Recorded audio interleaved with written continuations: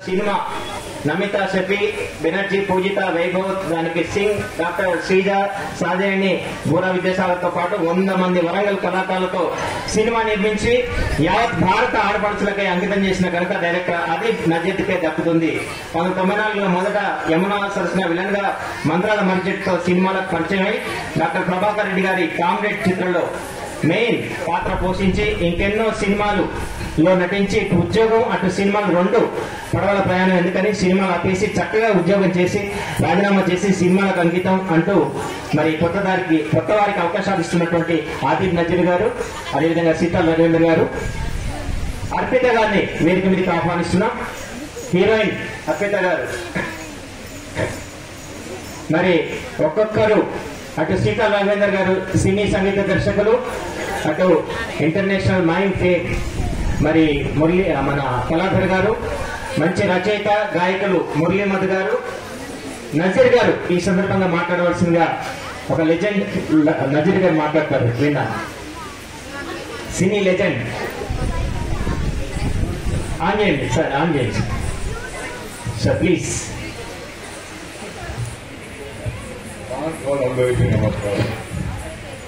వేదిక అలంకరించిన పెద్దలు మరియు వేదిక ఎదురుగా కూర్చున్న అందరికీ women's day, happy women's day అని నేను గర్వంగా చెప్పదలుచుకున్నాను. అసలు ఉమెన్స్ డే ఎందుకు సెలబ్రేట్ చేయాలని నాకు అర్థం కాలేంతవరకు. అసలు ఉమెన్ అంటే ఒక దేవత మన భారతదేశం. ఆడదాన్ని ఆరాధించాలి, గౌరవించాలి, సత్కరించాలి, పూజించాలి. అలాంటి ఆడడానికి ఇది సమాజంలో జరుగుతుంది ఏంటి? నా సినిమా ఇది కళాకారులు దాని పైన ఉంది. ఒక్క సన్నివేశం చెప్తాను. కోచింగ్లో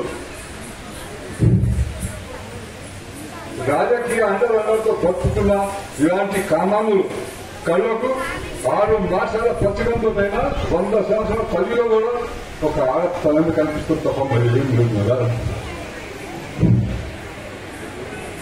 ఇలాంటి కామాంధులను అహింసా మార్గాన్ని ఆహ్వానించి సన్మానించి 3 నెలల పచ్చడంతో ఉపయోగించాను. వీళ్ళు పాములను పెంచి కూడా ప్రేమతో పాల్గొని పెంచితే ఇది మాకే కాదేసి విషయం తగ్గుతుంది కదా, విషయం తగ్గుతుంది. ఇలాంటి పాములను మెడలు వేసుకోమంటారా, చంపేయమంటారా? చెప్పండి. మెడలు వేసుకోమంటారా, చంపేయమంటారా? అంటే ఆడవాళ్ళకి ఇంకా పౌరుషం వస్తుంది. ఆడవాళ్ళే నడుచుకుంటే ఏమైనా చేయగలుగుతారు. రాజ్యాలు కూలిపోతాయి. ప్రజాసుతాను, ఝాన్సీదేవి, మా వరంగల్ రుక్మదేవి ఏంటి పులులు. ఆడది కాదు, ఒక సింహం అలా రావాలి. ఆ రోడ్ని చూడవచ్చు. ఆడది ఉంటే ఇక అర్ధరాత్రి బజార్కి వెళ్ళి మళ్ళీ ఇంటికి చేయబోతే ఆ రోజు జరుపుకుందాం ఉమెన్స్ డే.